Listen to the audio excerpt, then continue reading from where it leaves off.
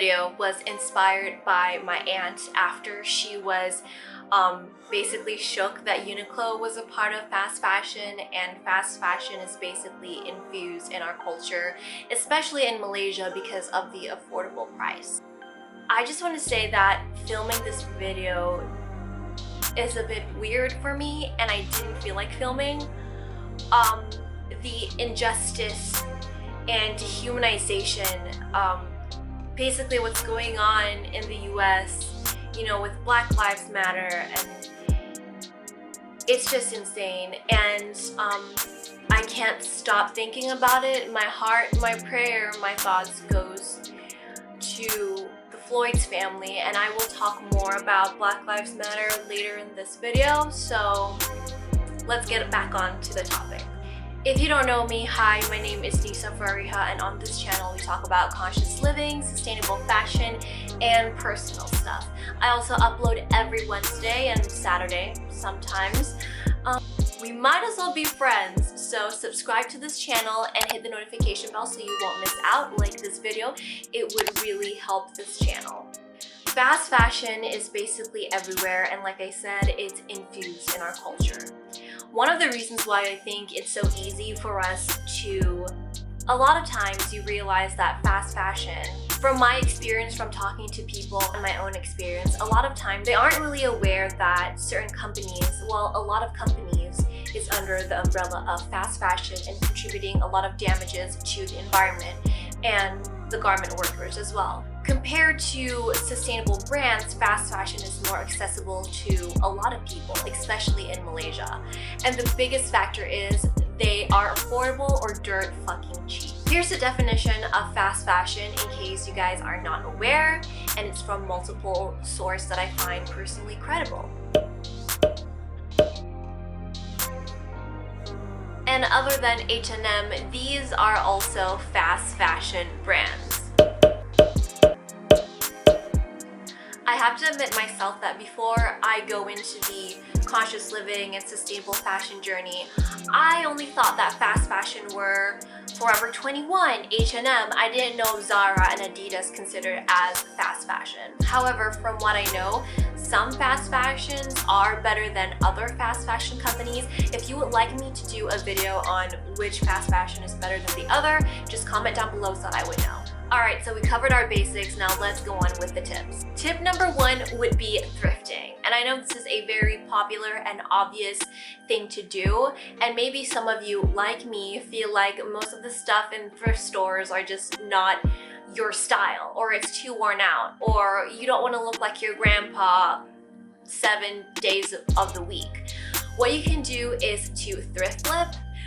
What that means is you just buy a piece of cute clothing that you think you like the patterns or whatsoever, and then you can come home and alter it your way. One of the best examples is from Best Dressed. I've been watching her for almost a year and I love her thrift flip video. It's very creative. It makes me want to learn how to use the sewing machine.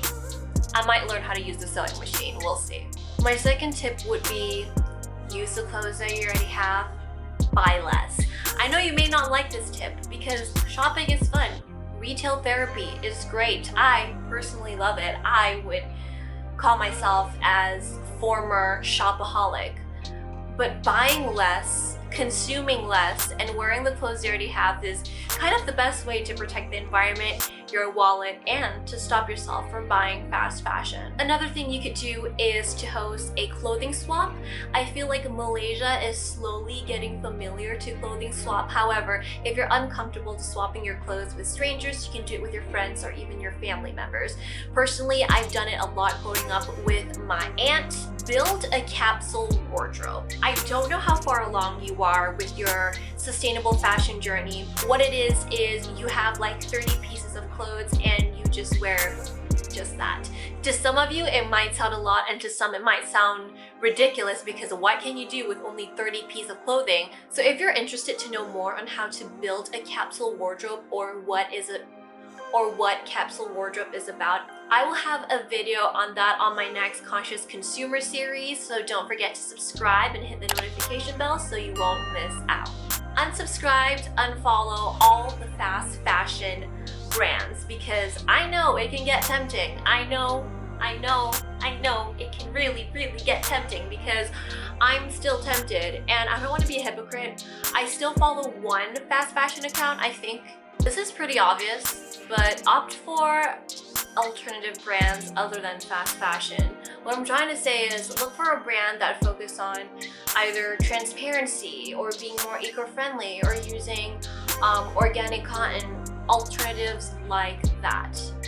The other thing that you need to keep in mind is to be aware of greenwashing. And if you want to know more about greenwashing and how to spot companies that might practice greenwashing or a company that is legit, feel free to watch my video up here, and I'll leave the link in the description box down below for you to check it out. Accessibility, accessibility, accessibility. The biggest problem with sustainable fashion and the biggest advantage of fast fashion is, say it with me guys, accessibility.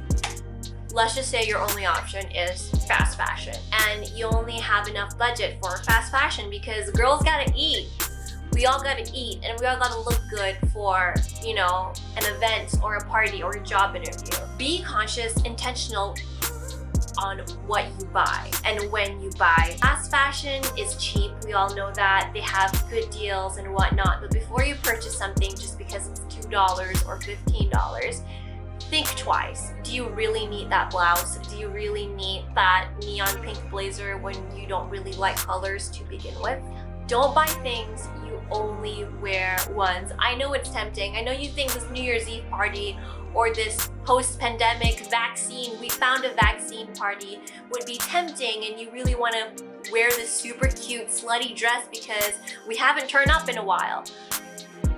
Reconsider that. At least buy a dress that you know that you will wear it again, or you can just put on some other accessories to freshen it up a bit. Something that you can repurpose.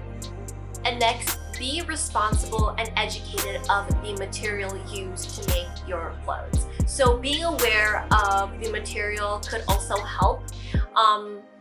Considering using recycled polyester or nylon and whatnot, like I said, yeah, be educated.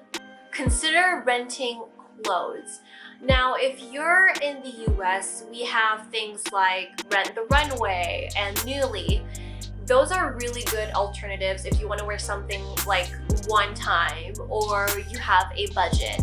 In Malaysia, I think you can rent clothes, but I don't think it's as accessible as in the US. But I will do some research, and if I find anything, I will definitely leave it in the description box down below. So please do check the description box. I will try to put as much resources as I can for you guys. Last but not least is don't take your clothes for granted. Take good care of your clothes. You see the tags are, okay, I'm not wearing a bra, I forgot. But there's tags underneath your tops and your bottoms and whatnot, and there's like an instruction on how to wash your clothes properly. And you can avoid purchasing something you really don't need in the first place because you already have it, but the only problem is you don't know how to take care of it. Take good care of your stuff. Not only you can wear it over and over again, you can even consider thrifting it or selling it yourself. Invest in your clothes. Take good care of your things. That's a really huge problem in Malaysia, I think. We just don't know how to have nice things, and we just don't really take care of our toys or clothes or whatever really well. Also, it's not realistic for a lot of people to quit fast fashion cold turkey. Other than accessibility, money is still a thing for most people. Even you're on the stage where you're curious about why people are quitting fast fashion or how is it possible to not even buy anything from H&M. Congratulations, because you're a step closer to make the environment better and being socially responsible as well. I have 2 videos that could be beneficial for your sustainable journey, and I will leave it up here and in the description box down below. The time of me filming this, I want to say again that Black Lives Matter. And knowing the racial injustice not only in the US, but also in Malaysia, and how racism is basically grained in our culture and the system, I feel like it's important for me to talk about it with my audience. And For my Malaysians out there who doesn't really understand why Black Lives Matter is a huge deal, it really is. Police brutality, discrimination, prejudice is very real in America, especially when it comes to people of color, specifically African American. I urge you to learn more about it, and I hope that once you learn and be aware of this matter, you would reflect it in your own, because racism is also a problem in Malaysia. It might not be as confrontational compared like US versus Malaysia because, you know, of our cultural differences, but it is here and it is a problem. It is ingrained in our brains, in our education system, in our system as a whole. I hope that once you learn about this Black Lives Matter and why people are protesting there, I hope that you are able to reflect and see what is going on also in Malaysia, how we treat our minorities and people with darker skin so unfairly, and it's just very disgusting. For more information, you can visit my Instagram at Nisa Fariha, and I have a highlight on Black Lives Matter. You don't have to follow me.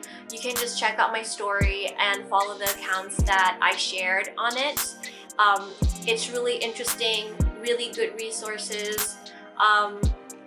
And I feel like you would definitely learn something new. Trust me, because I am a Malay woman. I am very, very well privileged growing up, and I've also lived in America as a minority and also as a woman.